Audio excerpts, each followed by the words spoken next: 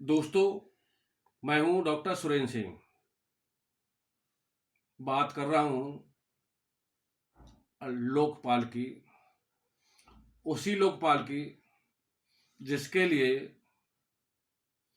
प्रसिद्ध समाजसेवी अन्ना हजारे ने वर्ष 2011 में अनशन किया था।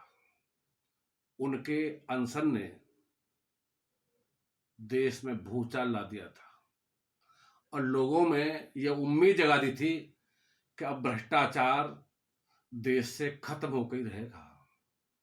कई अधिकारियों ने अपने कार्यालयों में भ्रष्टाचार के खिलाफ शपथ दिलाई थी। गांव गांव, गली गली, शहर शहर से लोग निकले थे सड़कों पर और भ्रष्टाचार की मुक्ति का संकल्प लिया था और सरकार पर दबाव डाला था कि लोकपाल की नियुक्ति की जाए। जन लोकपाल की, नाम कुछ भी हो सकता है, लोकपाल, जन लोकपाल या और कोई लोकपाल। खुशी की बात है कि केंद्र सरकार ने लोकपाल की नियुक्ति कर दी है। हमारे पहले लोकपाल हैं आदरणीय जस्टिस पिनाकी घोष। उनकी टीम में 8 और सदस्य हैं। इनमें 4 न्यायिक सदस्य हैं और 4 गैर न्यायिक सदस्य हैं। इस 9 सदस्यीय लोकपाल टीम के जिम्मा है कि पूरे देश से भ्रष्टाचार का खात्मा करे, जिसके लिए पूरी देश की जनता आस लगाई हुई है। आप उम्मीद करते हैं कि ये 9 सदस्यीय लोकपाल देश से भ्रष्टाचार को खत्म कर देगा। मैं जस्टिस पिनाकी घोष की काबिलियत पर कोई सवाल नहीं उठा रहा हूं। पिनाकी घोष और उनके टीम के सभी सम्मानीय आदरणीय सदस्य काबिल लोग हैं, ईमानदार हैं, कर्मठ हैं। फिर भी मुझे मेरे बहुत से साथियों को इस पर संदेह होगा कि जिस तरह भ्रष्टाचार की समस्या सुरसा के मुंह की तरह फैला रही लगातार, क्या वो भ्रष्टाचार को समाप्त कर पाएगी? मुझे तो नहीं लगता। उसका कारण है हमारा तंत्र। हमारा तंत्र, हमारे देश का तंत्र भ्रष्टाचार युक्त इतना हो गया है कि उसको इस तरह के किसी लोकपाल के जरिए समाप्त नहीं किया जा सकता। भ्रष्टाचार तंत्र की रग रग में समा गया है। अन्ना हजारे ने जिस समय भ्रष्टाचार के खिलाफ झंडा उठाया था, उससे अब भ्रष्टाचार कई गुना बढ़ गया है। कई गुना। आज हालत यह है कि कोई काम शायद ही बिना रिश्वत दिए होता होगा। ये मेरी ही नहीं, आम आदमी की पीड़ा है। मैं ये भ्रष्टाचार क्यों है, मैं इसकी तरफ थोड़ा इशारा करना चाहता हूं। वैसे मुझसे बहुत काबिल लोग इसके बारे में काफी कुछ लगातार कहते रहते हैं। अरुणाचल प्रदेश के पूर्व मुख्यमंत्री ने इसके चक्कर में आत्महत्या कर ली और उन्होंने जो आत्मकथा, अपना जो नोट छोड़ा है, आत्महत्या करने से पहले जो नोट छोड़ा है, वो लोगों के सामने आ चुका है। मैं जिस सिस्टम की बात करता हूं वो सिस्टम है चुनाव का सिस्टम। फिलहाल लोकसभा के चुनाव होने जा रहे हैं, तो मैं लोकसभा चुनाव के बारे में बात करूंगा। लोकसभा चुनाव में एक संसदीय क्षेत्र में चुनाव आयोग की व्यवस्था के अनुसार 70 लाख रुपए तक एक व्यक्ति को खर्च करने की आजादी है कि इतने पैसे खर्च कर सकता है। 70 लाख, मैं कह रहा हूं 70 लाख एक व्यक्ति लोकसभा के चुनाव में खर्च कर सकता है और इस खर्च को वाजिब खर्च माना जाता है। लेकिन क्या वास्तव में एक प्रत्याशी लोकसभा का चुनाव 70 लाख में जीत सकता है? क्या कोई एक प्रत्याशी 70 लाख रुपए ही खर्च करता है? मैं आपसे यह सवाल पूछूं तो आप मना कर देंगे, और आपका मना करना सही है। इसलिए सही है कि लोग इससे कई कई गुना ज्यादा खर्च करते हैं। फिलहाल जो खबरें छन छन के आ रही हैं, मेरे पास उसका कोई प्रमाण नहीं है, लेकिन उस पर अविश्वास करने का भी कोई कारण नहीं है।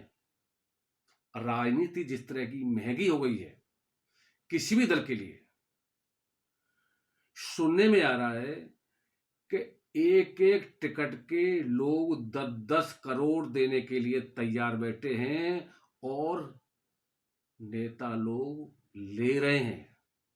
10-10 करोड़ में टिकटें दी जा रही हैं, 10-10 करोड़ में।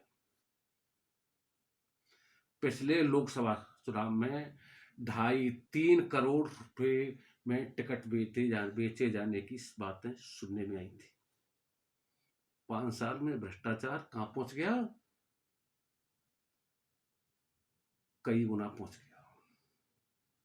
अन्ना हजारे समय से और ज्यादा पहुंच गया। केवल मान लीजिए कि 10 करोड़ में कुछ लोगों ने टिकटें खरीदी। ये 10 करोड़ के अलावा कितना खर्च होगा? ऊपर से भी तो खर्चा होता है ना चुनाव में। लोगों का मानना है कि 4-5 करोड़ रुपए तक लोकसभा का प्रत्याशी आराम से खर्च कर देता है। मैं 5 मानता हूं। तो इस तरीके से एक लोकसभा प्रत्याशी का खर्च 15 करोड़ रुपए होता है। एक लोकसभा सारे प्रत्याशी, मैं मानता हूं सारे प्रत्याशी 15-15 करोड़ रुपए खर्च करने की सीमा में नहीं आएंगे। उनका दायरा नहीं होगा कि 15 रुपए खर्च कर पाए, लेकिन वो दमदार प्रत्याशी भी नहीं होंगे। अब सवाल उठता है कि ये 15 करोड़ कोई एक आदमी कहां से खर्च करेगा? इसी सरकार की व्यवस्था के तहत 2.5 लाख से ज्यादा कोई नौकरी पे कमाता है तो उसको टैक्स देना पड़ता है। जो जितना ज्यादा कमाएगा उससे उतना ही टैक्स देना पड़ेगा। कहने का मतलब है कि साल में कोई आदमी चाहे कैसी भी नौकरी कर ले, 15 करोड़ रुपए अपने खर्च से बचा नहीं सकता कि 15 रुपए खर्च करते हैं। और ये नेता लोग 15 करोड़ खर्च करके अगले 5 साल बाद फिर 20 करोड़ खर्च करने की क्षमता रखते हैं।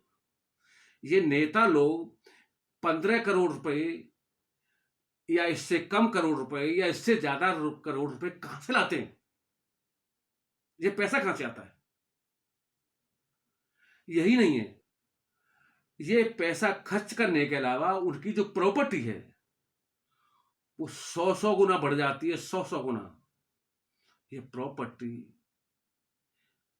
कैसे बढ़ जाती है? ये भ्रष्टाचार है सर। लोग जानते हैं ये सब भ्रष्टाचार से आता है।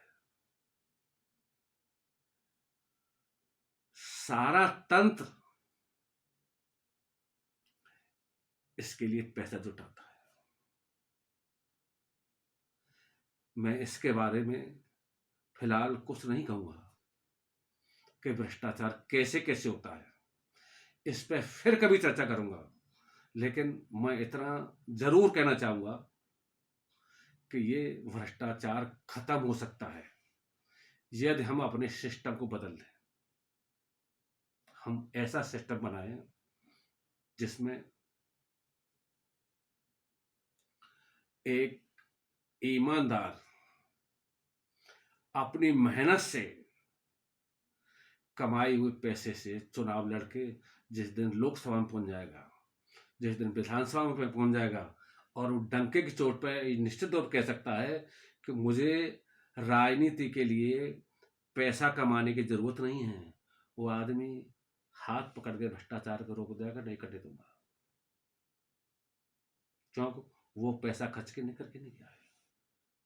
इसके लिए आपको व्यवस्था में काफी परिवर्तन करना पड़ेगा।